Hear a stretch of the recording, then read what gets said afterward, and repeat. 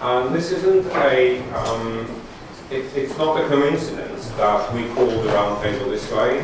This is to reflect a little bit, perhaps, on the IIC roundtable, which was organized under the same title a couple of months ago, and where different questions were posed to what we perhaps might want to explore today, which is particularly, and these questions are particularly to do with how we provide the future to the new generation of heritage scientists that are being trained today.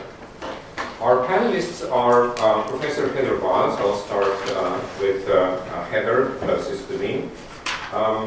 Then Kate Frame from Historical Palaces, David Arnold from University of Brighton, Robin Higgons, QI3, a company, Scott Orr, a SEAHA student representative, and Professor May Cassar from UCL Institute for Sustainable Heritage. The aim of this roundtable is to explore three questions. And these three questions are: what are the critical issues related to heritage science careers, particularly in industry, heritage organizations, and academia? And we'll explore a little bit in my introduction where these jobs are, and particularly whether the academic outputs reflect where these jobs find themselves, and what the unique offer of heritage science graduates might be in terms of these careers, and how cross-disciplinary training can ensure that these developed skills are competitive. And my interests, and I'm Professor Matija Strlic, also at UCL Institute for Sustainable Heritage, and my interests being involved in the CDT, in the Center for Doctoral Training, SEAHA, is to ensure that there are these careers and that we train our students such that they are competitive when looking for jobs 4 or 5 or 6 years from now.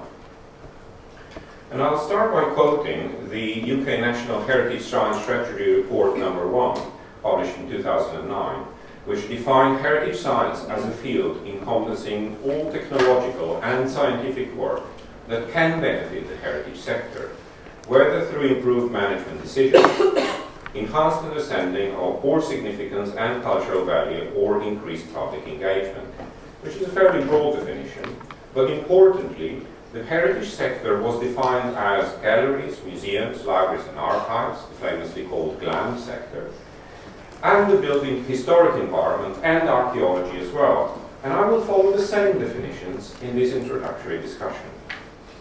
And to establish the state of the field, I will use publicly available databases such as Scopus and Web of Science, because these collect data on academic outputs, scientific academic outputs, and may be of interest in order to assess the size of the field, as well as to compare it to other, perhaps more mature fields of research.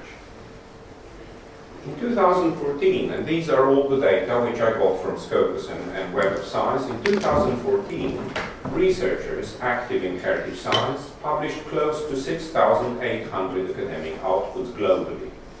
About 60% of these were authored by researchers from universities, and only about 10% from the GLAM sector. It can be estimated, based on statistics which I drew from this data, that there are globally about 3,600 heritage science researchers, about 300 of the, in addition, about 300 in the GLAM institutions, 2,300 in universities, and about 1,000 elsewhere, research institutions or industry. The numbers in GLAM and industry are most certainly underestimations as well, as the Mind the Gap project, and there's a reference to the Mind the Gap publication at the bottom, has clearly shown that academic publications in these sectors do not drive research activity. This isn't a small number, I hope you'll agree. For example, a reference was made to the forensic sector earlier today. That sector is actually smaller in comparison to heritage science, judging on the basis of academic outputs. And again, for comparison, this list, which we probably all know, has about 10,000 members. So again, a comparative figure. Where geographically are these scientists? This plot shows, explores the contribution of heritage scientists from the UK the US, Italy and China to the global academic output. While the proportion of the UK output remained constant in the last decade at about 14–15%, the contribution of other countries fluctuated a little bit. The output of Chinese heritage scientists, for example, increased fivefold in the last decade, which is double the overall growth rate in the field. This may help us assess a little bit where heritage scientists are active and how their numbers change with time, for example, in response to funding. But how robust is the field? How does it respond to funding? To answer this question, it might be of interest to compare it with other, perhaps more established fields of research. And in this slide, in this plot, I explore the growth of academic production relative to the output in 2005. So the output in 2005 has zero, is marked with zero. Any growth from then is calculated in percent in comparison to the output in 2005. And we compare heritage science with environmental science, which is a field of research, perhaps equally cross-disciplinary, as well as with chemistry, which is a core academic subject, a fairly well, not fairly well, but a well-established core academic subject. Heritage science, as we see, has grown at a considerably higher rate in the last decade, showing extraordinary academic interest. The shape of this growth, however, is interesting. While chemistry grows steadily, so there is no hesitation in this curve, cross-disciplinary fields of research seem to be experiencing a plateau of activity globally currently. And that's true both of heritage science as well as environmental sciences. This could be a sign of the effect of economic crisis in the so-called non-core academic subjects.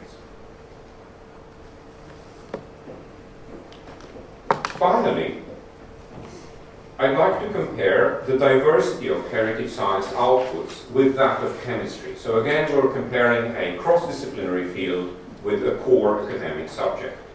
The following plot shows that the distribution of outputs per research area as defined by the Web of Science demonstrates how well defined chemistry is as a research field. We see that all of the chemistry outputs are published in that single research area, or mostly in that single research area.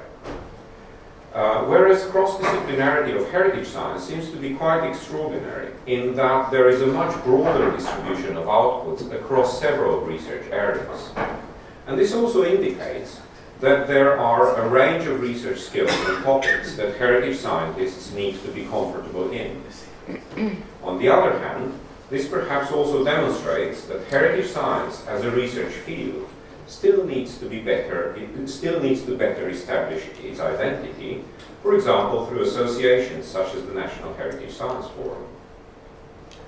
A quick analysis of these academic outputs shows that heritage science is a field of research of respectable size, I believe, and that it has grown much more strongly in the last decade than some other, perhaps more established fields of academic research.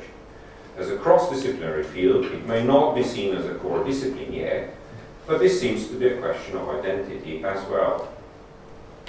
At this point, I'd like to hand over to the panelists to discuss how to ensure a strong future for the field. Academia is clearly the biggest employer. However, what makes heritage science an academic subject in the first place? What are the challenges and opportunities of working in a cross-disciplinary field in academia? And I'd like to invite Professor Heather Wiles to address these questions. Thank you, Matija. That's quite a large task, which I will try and do in less than 5 minutes. Matija poses a very important but really difficult question. What makes heritage science an academic subject? And rather than answering that directly, what I want to do is suggest there are 10 characteristics of an academic subject in general.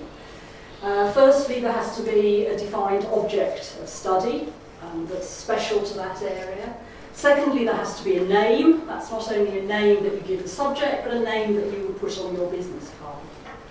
Thirdly, there has to be, especially in universities, courses. People can do that subject at undergraduate, masters and perhaps higher levels. Fourthly, there has to be some kind of outputs that are demonstrably badged according to that subject. So there might be a journal named after that subject. And fifthly, there needs to be a critical mass, so enough people to kind of make it all worthwhile. Now, the evidence that Matija's given so far, I think, suggests to us that using those first 5 criteria, heritage science has a reasonable claim to be an academic subject already. I think there are 5 further criteria which we might think about in terms of how perhaps we need to develop and deepen our profile. One of those very important ones is that all academic subjects have to generate new knowledge. So they have to be really finding something original. There has to be some key research goal. Secondly, they have to share, an academic subject needs to share a set of philosophies, theories and methodologies. Now, people can often argue about those. I'm a geographer, and we spend most of our lives arguing about which particular framework, but at least we know it's something we have to think about.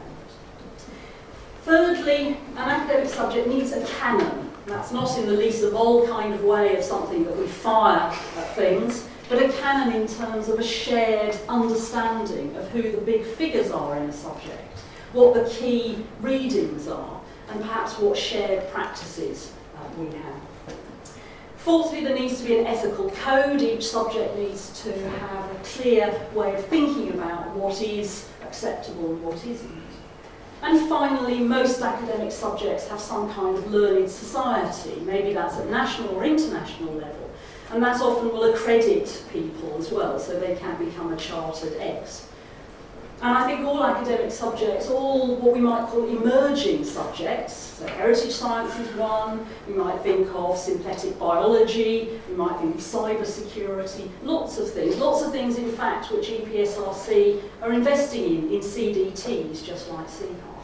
They're presumably undergoing this same kind of discussion. How far are we along this route of getting all 10 things that you need to be an academic subject? However, at this point, I'd like to turn all this on its head and say that perhaps we're asking the wrong question. So rather than thinking, are we an academic subject, we might really dissect a little bit more about what it means to be an academic subject. And here I want to rely on some work by 2 sociologists of science, Becker and Trowler, who wrote a very important book in 2001, which has been, by the way, cited over 6,470 times. So it's clearly, although it's sociology, is clearly important. And they, instead of thinking about subjects, they use a very nice analogy. They think about academic life as being a series of tribes occupying a series of territories. So, for example, in my area, I'm a geographer, an environmental scientist. The territory then is nature or the environment. And there are a whole series of tribes, biologists, ecologists, biogeographers, climatologists, geologists, that all roam over that territory. And I'd just like us to think a little bit about really what we should be doing at this stage is thinking about the territory rather than the tribes. And I think we all perhaps belong to different tribes, and perhaps what we're trying to do is set the exploration of this new territory. This territory we might call heritage, we might call a series of different names. So just to finish off then, what do I think are the 3 most important things that we need to do in order to claim this territory and start to both secure a sustainable future for what we do, that we call heritage science, and also in terms of employment in academia for those of our students from the CDT who want to stay in academia. So I think the first thing we need to do is really foster some kind of tribal membership for all our students and all of us. And that will be different for everybody, because everybody has a different academic lineage. Our students are fascinating, as you probably already found. They come from many different backgrounds. They might already be a chemical engineer. They might now be studying in a geography department. And it's very important that we empower these students to have all the skills and abilities that make them excellent in those particular tribes. And so training people to be excellent scientists, to ask the right questions, and to develop skills in methods, I think is crucial. The second thing that I think we need to think about is whether we need to join or establish an international organisation. that might mark the territory of heritage. I would suggest that it's better to mark the territory of heritage research rather than narrowing it down to science, but we could discuss that at a later stage. And finally, I think we ought to establish our canon. I think we all ought to think what are the key readings that all heritage scientists need to investigate. And I'd like to start that off by proposing two. My first one is a book by David Lowenthal, written originally in 1985, called The Past is a Foreign Country. He's publishing a new edition this summer. He's a geographer and he's at UCL and he's worth reading. And my second choice would be by R.J. Schaffer from the Building Research Station, a very thin volume in 1931 called Stone, the Weathering of Natural Building Stone, a really important starting point. So that's my contribution. We should be thinking about territory and we should be really encouraging all our students to go out and explore that with all the right skills that we hope they're developing.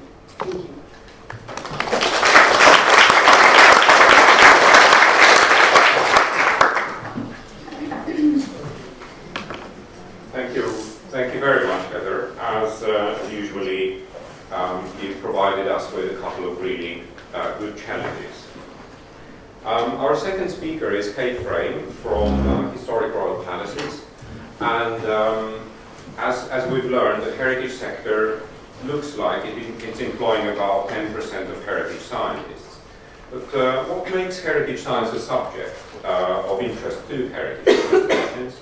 What are the challenges and opportunities of working as a cross-disciplinary researcher in a heritage organization? Kate Frame, Head of Conservation and Collection Care at HRP, is an institution that has strongly supported heritage science in the last decade. Will address these questions. In 5 minutes. Thank you, Matija. I don't know if I can put the PowerPoint slides on. Yeah, that's for you. I'm speaking from the viewpoint of a heritage site organization, that is a building historic environment, that is a private sector practice, private sector organization that is in charge of the conservation management of the heritage assets that are common to building historic environments, which are archaeology, gardens, buildings, decorative fixtures within, and collection contents. And heritage sites have this unique situation as a context of multiple objectives: significance, multifaceted histories, collection care, and for us 4 million visitors who track through these assets on a yearly basis and have direct access. But there's a lot we cannot control in the conservation management of a building historic environment. So we're looking to heritage science increasingly for science evidence-based approach to what and how we do conservation management. And for us, heritage science is becoming quite vital to our business, and it is our quality assurance. I don't have time to go into it, but we certainly use it extensively to plan, develop, and validate all that we do in conservation management. And it lends an exceptional credibility to our public engagement programs, many of which are derived from scientific research, giving them a certain authority that other learning engagements don't have. But in practical terms, it plays out within a business that is into conservation in a series of heritage studies that have direct outputs, outcomes, and inputs as per May's productivity formula. And many more are involved in heritage science within a heritage site organization than perhaps one first realizes informally and formally. Where there is activity, there is opportunity, and I think it's considerable in terms of employment and engagement of research in heritage site organizations. We do have heritage science posts. These are limited, they will always be limited, but what's not seen perhaps is how much we increase their research capacity through studentships and also collaborative studies with other organizations. Growth area in heritage science, in historic site institutions, has to do with consultancies. We hire an amazing group of heritage scientists, And we find that for our major conservation projects, and we find there's quite a dearth of these in the private sector market. And our head surveyor, who runs billions of pounds worth of conservation projects every year, has identified these areas in particular where we need heritage sciences input. Many of the organizations have independent research organization status, and this signals a huge investment in research of core themes beyond conservation projects. Historical Houses just became an IRO as of last Friday for the Research Council of Arts and Humanities. So there's a lot of activity, a lot of opportunities. But there are challenges, and many of those came through these last 2 days in various talks. And that means that the application of heritage science in an organization like ours has to be particularly imaginative and particularly flexible, because you have to adapt, as you know, technologies, heritage science methodologies, and interpretation of results to the many, many, many constraints that are common to building historic environments. Conservation ethics, to start with, issues of reversible and non-destructive, and as we heard from a few, Lindsay McDonald in particular, yesterday, site conditions are tremendously variable. Heights, shaky scaffolding, we even heard of itchy sheep yesterday. Not only is the flexibility in terms of how your capability of applying science to our conditions, further flexibility is required as well, because work is organized according to project management parameters, and these are a triad of budget, time, and quality. And I don't know of any other organization that's a heritage site that doesn't follow the same work process. So our research studies are embedded into projects following these parameters. We look for practical solutions to specific questions arrived at by research. And so the flexibility that we need in your research has to do with the level of research that we apply to our situations. And it could be anything from something on par with a 3-year PhD study down to a Google search that's no more than a few hours to come up with a solution for us. And to work in a heritage science in an organization like ours, skills are needed to express things in the language of the people who are running your project and who are requiring to take action. They're all interdisciplinary. I don't know of any particular situation of work in terms of conservation management at our sites that is not. And as mentioned by, I think, Sean O'Reilly, very important to know what those other disciplines have as their objectives, as their terminology, as their ways of working in order to successfully integrate heritage science within a project team and any initiative. A certain market sensibility is also, I think, quite important, perhaps a little bit of commercial canny, because most of the work is within consultancy. There's a reputation of research being rather time-consuming and costly, and so it should be. However, this has negative connotations for delivery programs that are part and parcel of a heritage organization. Also, this at disadvantage, heritage science is less known as a discipline, and we are very accustomed to hearing all of these other disciplines without much thought.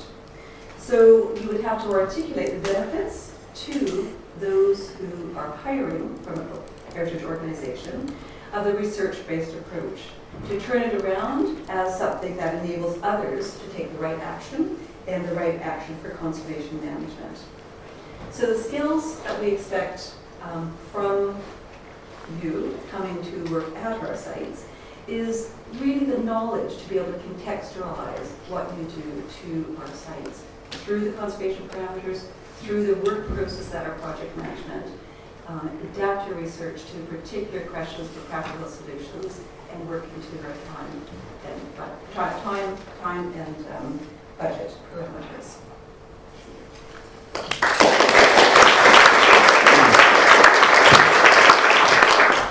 Thank you very much, Kate.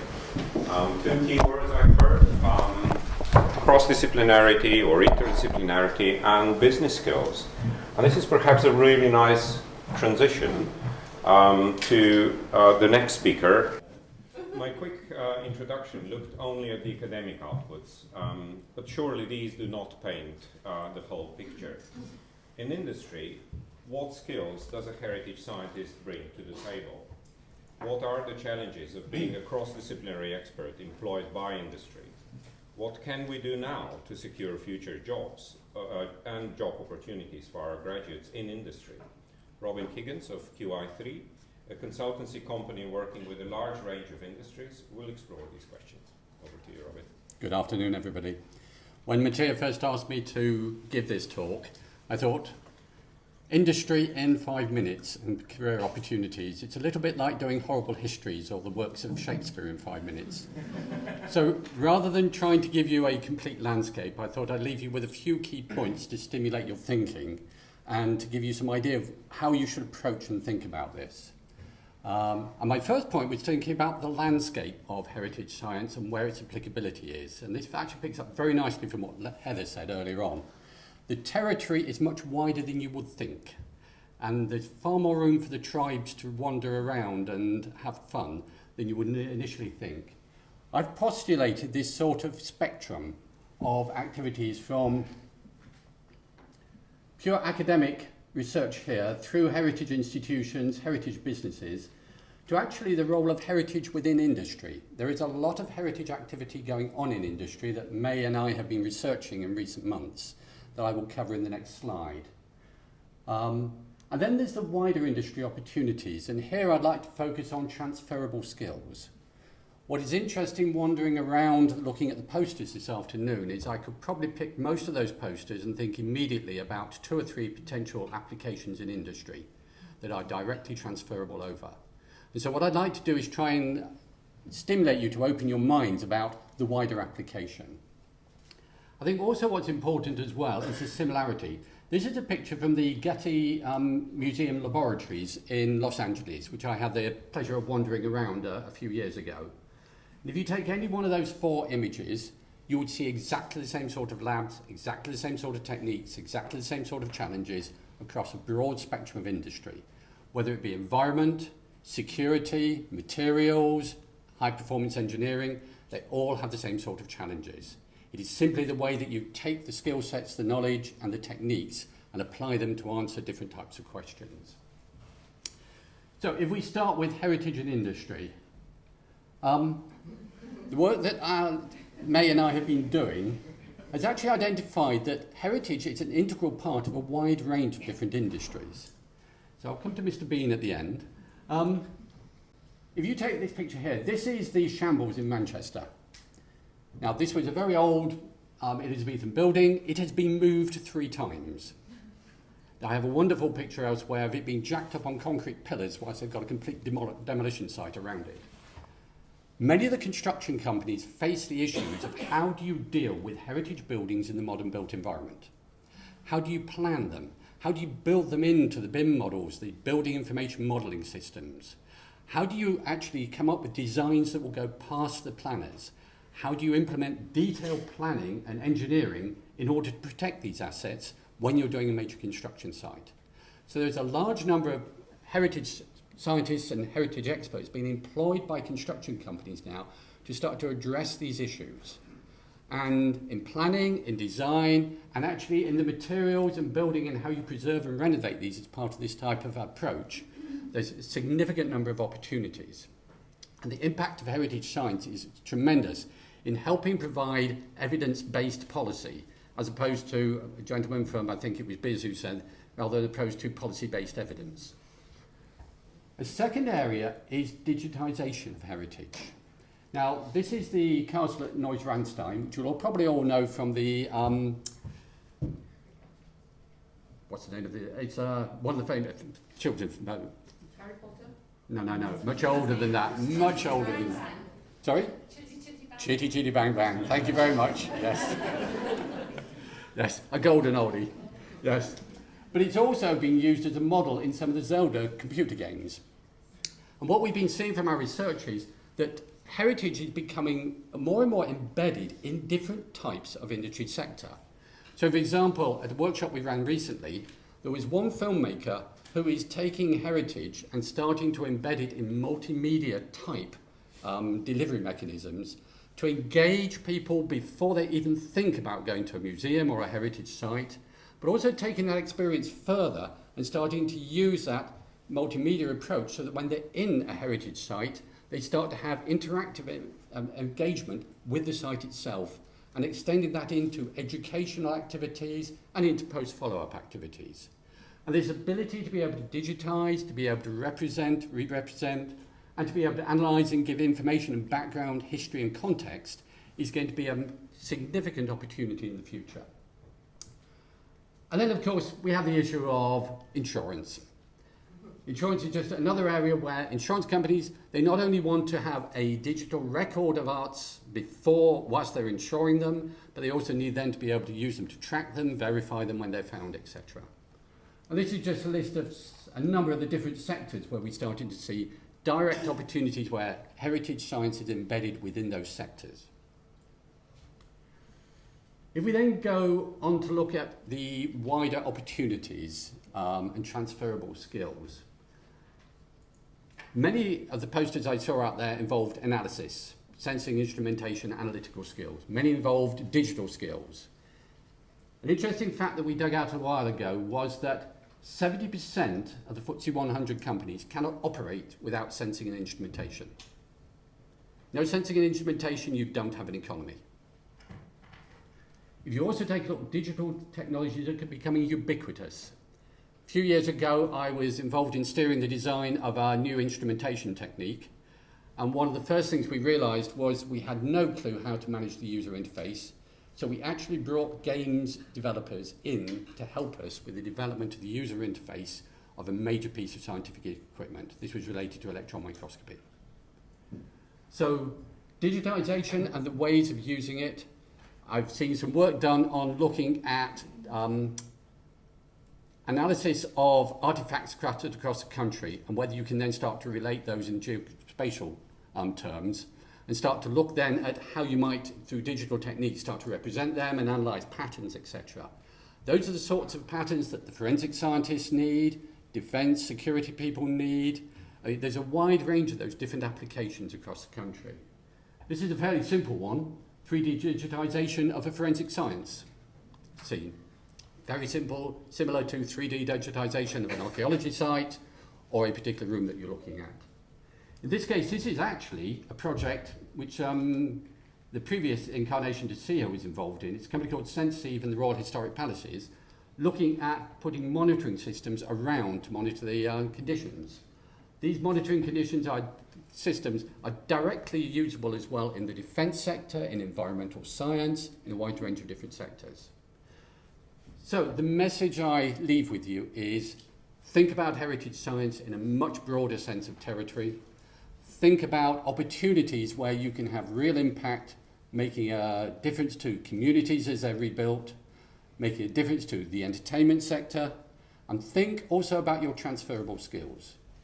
There are certain sectors where they will look at it and say, no, we need a specialist in this. There are other sectors that will die to get hold of heritage scientists because of your breadth of experience and your ability to look at problems and unravel them. Thank you.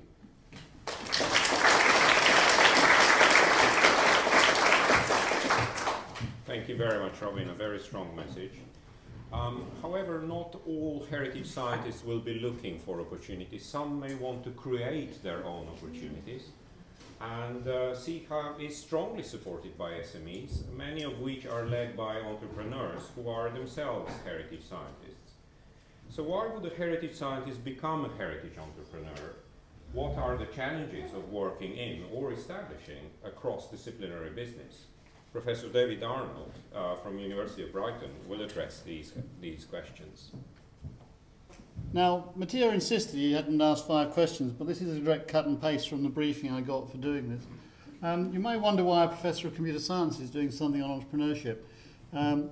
Given that the majority of people in the room, I would guess, are associated with academic departments, one of the things I would say is that academics spend a lot of the time being entrepreneurs.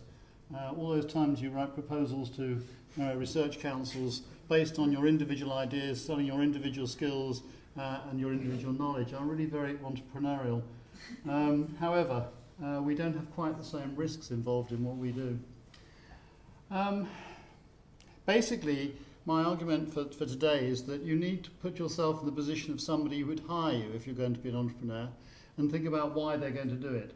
So you need to think about what sectors are going to gain, and what does gain mean in that context? Well, achieving your business objectives is a gain. So if you work in a charity and you have charitable objectives, doing those charitable objectives, meeting those charitable objectives better, actually means it's a gain, and that's something you might pay for within your business model.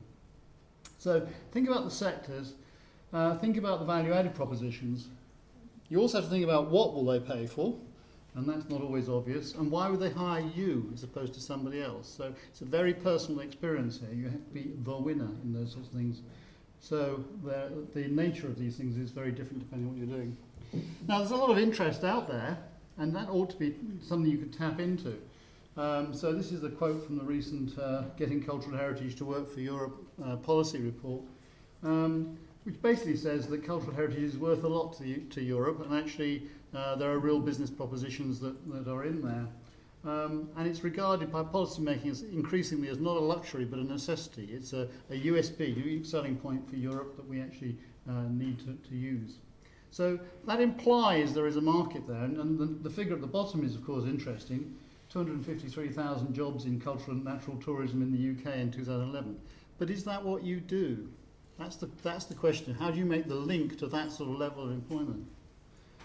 The indirect benefits, there are lots of them. Knowledge-intense companies congregate in culturally rich areas of historic cities. So you might set up your company in something which is a very nice historic environment, and maintaining that historic environment may lead to more inward investment.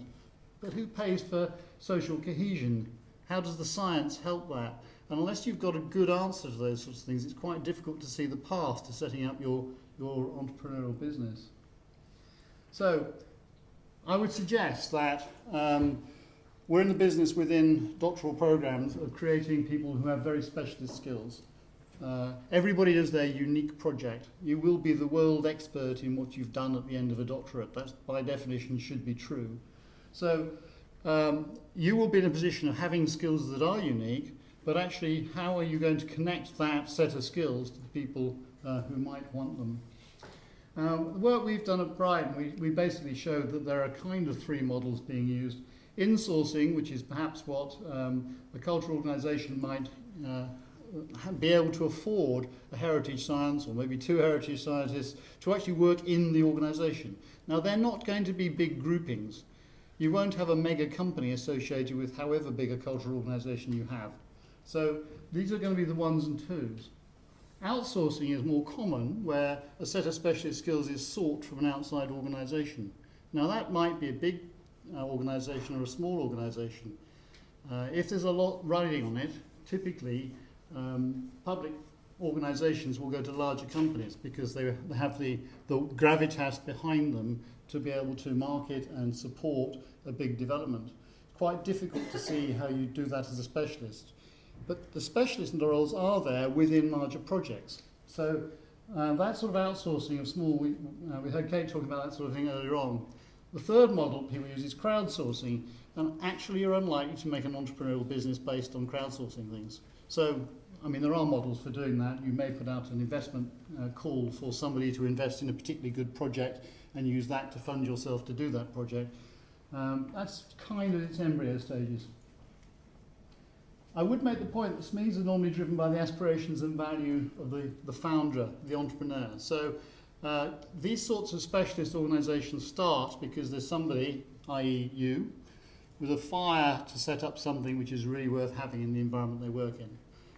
That is what carries a SME, a small, medium-sized enterprise, through to a viable state. And I'll talk about what that means. I would say, however, that virtually all the organisations I know that are, coming from a technological background, are small and medium-sized enterprises engaged in heritage, don't make money in that sector. There are a lot of people who make money, and this goes back to what Robin was saying about transferable skills between sectors. So you may get a company that's established because a particular set of skills is available by somebody who's really interested in the heritage sector, but they make their money in one sector and they get their enjoyable projects in another. That's a pretty common model actually for what goes on. The other area you see large companies who have a corporate social responsibility arm that may deal with heritage problems. And that's also quite a common model for what goes on. You see that with technology companies. Generally speaking though, the motivations for doing these things are very personal, and it's about quality of life rather than making a lot of money. Direct target markets, well, we've already heard some of these. The construction industry, maintenance of historic environments, estimated 180,000 jobs in England at the moment. That's a reasonable study that was done. So, other less obvious ones, the one I like to quote is the British Historic Vehicles Movements is a 4 billion a year hobby. When you look at it, actually, there's a huge amount behind that sector, which is about the heritage of the vehicles, it's about maintenance, it's about sales, it's about auction houses. There's lots of things going on. What's the percentage of that which is about the engineering of historic vehicles? A very small part. So this is one example, but I'm going to skip that because I haven't got time. Why become an entrepreneur? Well, it's clearly a perception of reward in some way. And as I say, the most common factor I've come across is quality of life. You have control over your time, except when you've got to go rushing around trying to find some business, which is something that a lot of people forget when they're doing that sort of thing. It's interesting. It's a lively way of life. Brighton has a reputation as the UK capital for the alternative economy, and I don't think that means just backhanders or other parts of Brighton life. But actually there's a very large conglomeration of small companies in Brighton, and it is a way of life. People spend their, the term bleisure is used, business and leisure combined. You're never quite sure when you stop working. Sounds like being an academic to me. Anyway. But also you get to set the values and the priorities if you're running your own business. And then there's the why don't become one. There are downsides, believe it or not. It's risky, it's insecure. If you've got a small, if you've got a young family and you've got a mortgage and all those other things, it's not necessarily the easiest way of life. So the challenge is establishing a reputation, the 2-year rule. People will tell you that almost all SMEs know. A large fraction of SMEs go under in the first 2 years, and if you can get through the first 2 years, then by definition you must be doing something right. You may just be going bankrupt more slowly than the other ones, of course. But you know that is a real challenge, getting that established reputation, that established sustainable market. Surviving economic downturns. The first thing that gets cut is the things that people regard as optional. And if you're a very specialist niche, unless it's a niche that everybody must have, then it's quite difficult to maintain that. Being an all-rounder in a small organisation. A lot of companies go bust at the point in which they decide they're going to have some specialist roles. So while the owner is setting up the company, there's lots of things about them doing everything. So they have to do the HR, they have to do the finance, they have to do the tax returns. They're all in one person. As the level of business goes up, you get to a point where you want somebody who manages the hiring and firing of people, or you want somebody who manages the tax returns. And at that point, it's very easy for the company to just basically fall apart because you don't have that direct view of the CEO in quite the same way. And achieving resilience, this is particularly appropriate for us at the moment because 2 of the SMEs who signed up to support SEAHA have gone under in the period since SEAHA started. And in both cases, it was due to illness. So there was illness in the company, and the business model did not have the resilience to stand up to that sort of major illness.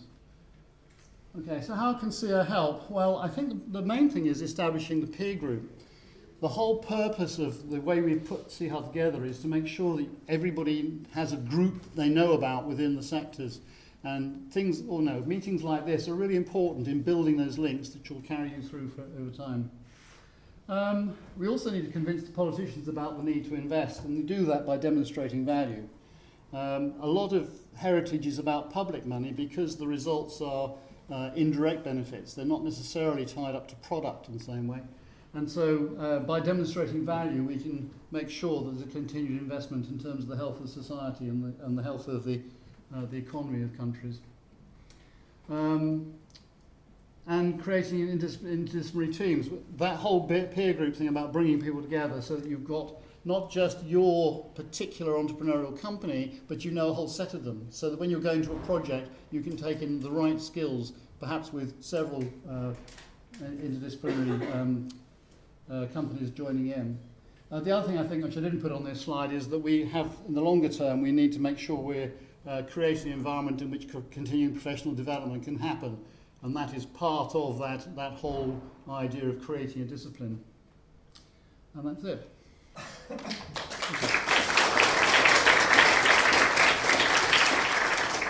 Thank you very much, David. Thank you. I hope that some of the SME representatives can comment on business and leisure and quality of life when establishing a business. Our next speaker will be Scott Orr.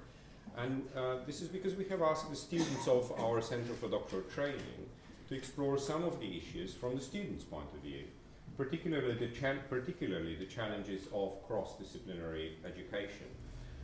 There is a recent consultation on support for postgraduate study published by the Department of Business Innovation and Skills in this country, which suggests evidence in support of postgraduate level skills and internationalization of the market for such skills.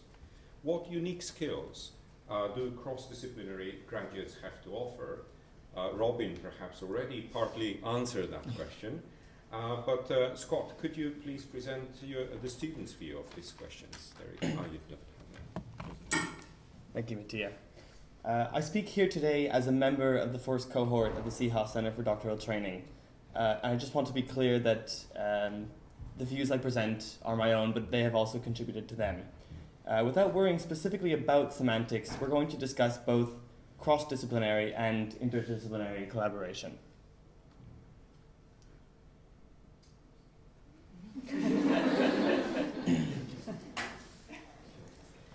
What are the challenges of cross-disciplinary education? Over time, we believe that interdisciplinary work can lead to the development of new academic disciplines, and this is a crossroads where we believe heritage science currently finds itself. We believe there are three main challenges: management, communication, as well as harmonized goals. Managing cross-disciplinary education involves bringing together the right people to address the relevant issues, and involves a large amount of both planning and coordination. In addition, it requires the supervisorial individuals to understand not just the benefits, but also the potential trade-offs in cross-disciplinary efforts. The weighting given to disciplines involved must be continually balanced to ensure that they do not become overemphasized or, on the contrary, neglected.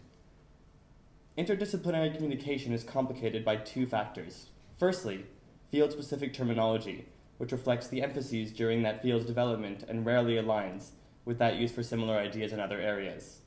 Secondly, it is difficult but necessary to grasp, at minimum, baseline knowledge of the concepts in collaborating fields.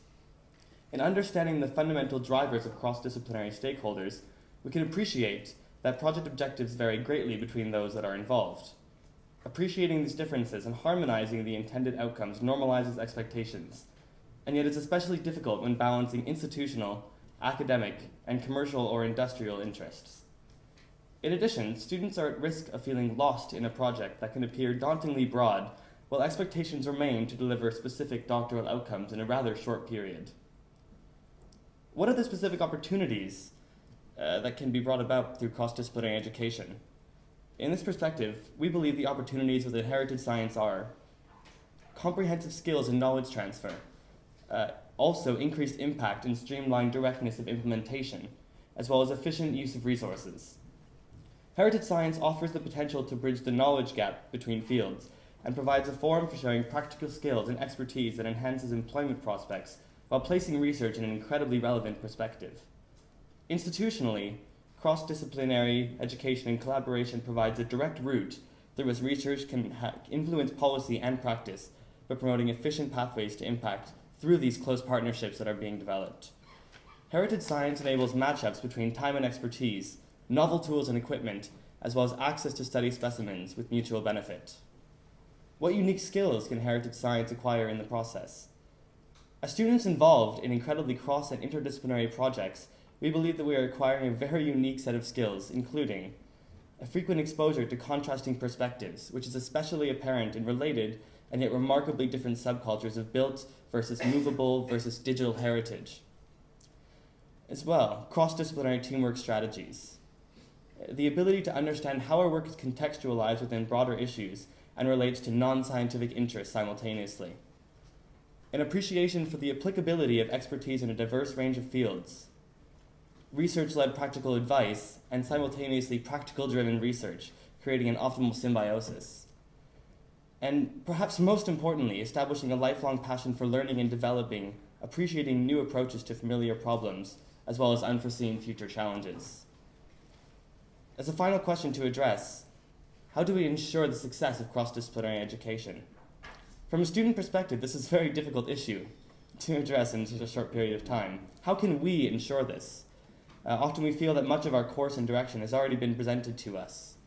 We believe this is a question that, on a higher level, is of paramount importance to other members of this panel. However, we do recognize the role that we as students have in ensuring the success, as well as future development of heritage science. We believe we can contribute to this through three primary objectives, or rather techniques.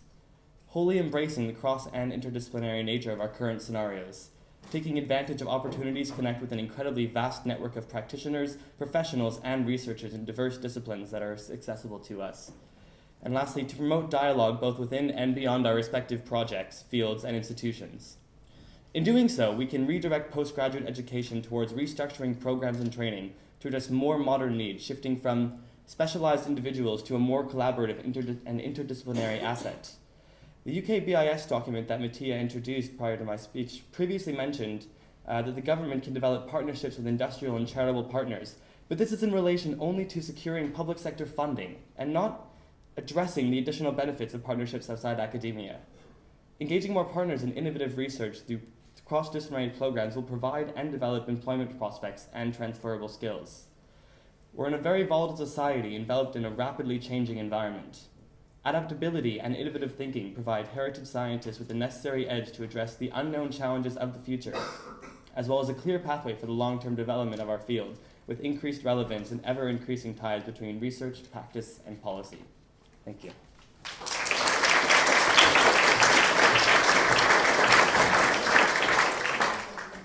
Thank you very much, Scott. Thank you. Last but not least, there are probably larger systemic policy issues that need addressing.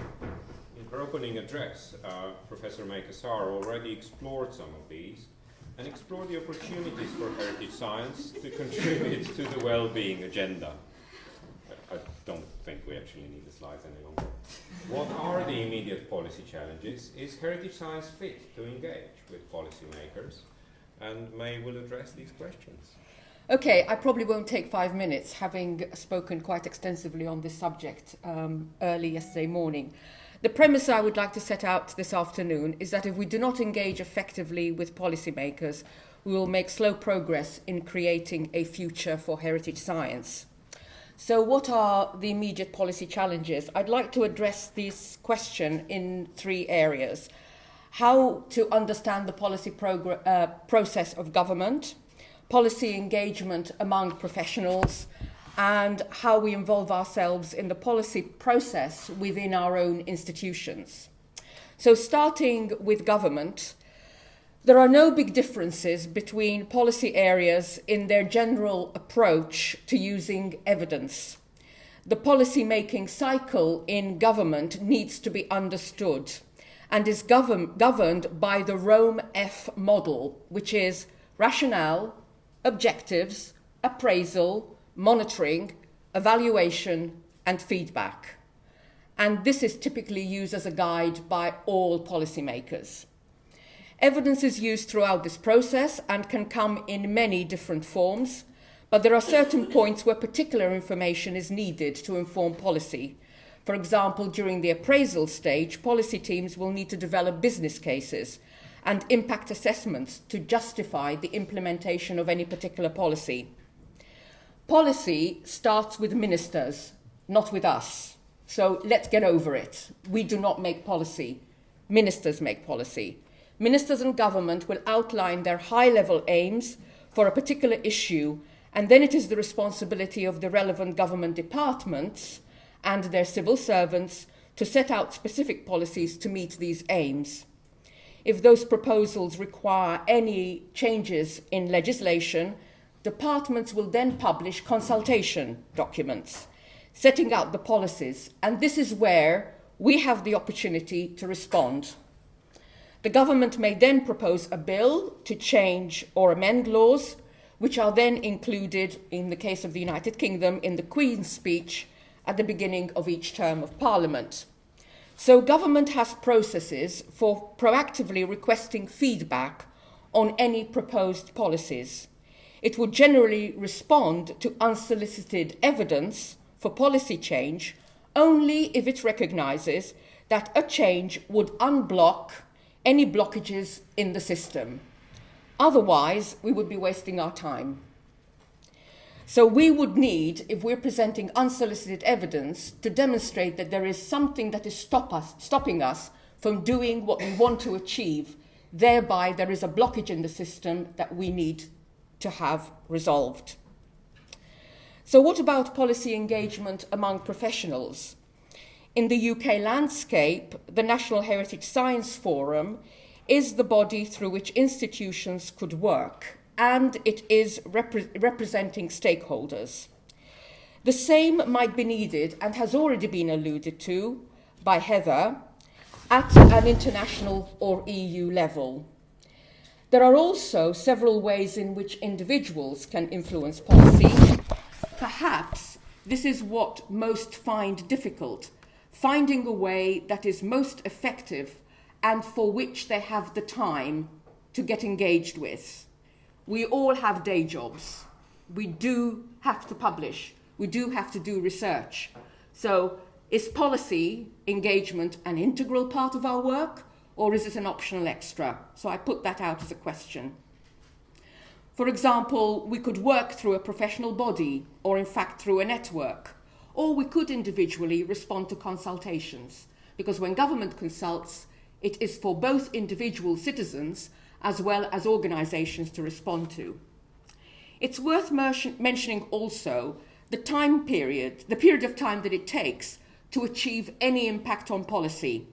So I mentioned yesterday the example of the EU conference that we held in London in 2004, the Select Committee reported in 2006, and the Science and Heritage Programme started in 2007. This was exceptionally quick. We were lucky. Full stop. These are not the timelines that would generally be expected. What you need to know that prior to 2004, I was collecting evidence for 15 years and nobody was listening. So a 20-year cycle of impact is pretty typical. Doesn't mean we shouldn't do it. And what about involvement in the policy process within our institutions? Well, the easiest way to gain experience with engaging with policy is in fact within our own institutions, where we will receive rebuffs. These should harden us to the difficulties of gaining traction with policymakers. It's here that we refine our data and our evidence gathering. So I think we should use every opportunity to engage with policy at our institutional levels. So what could the heritage science domain contribute to policy development? I think first of all we need to get organised. There is no question about it that we have been extraordinarily lucky, as well as being ready to take up the opportunities that we have had. But have we been sufficiently organised? Well, we've produced the National Heritage Science Forum, and that is a remarkable achievement, but I think there's more that can be done. I think we should concentrate our efforts on working together at an international level and to represent heritage science effectively at that level. We need to face outwards and not inwards. And we really have to believe that although we are getting the message that we are growing stronger, we have to believe that we can punch above our weight. Thank you.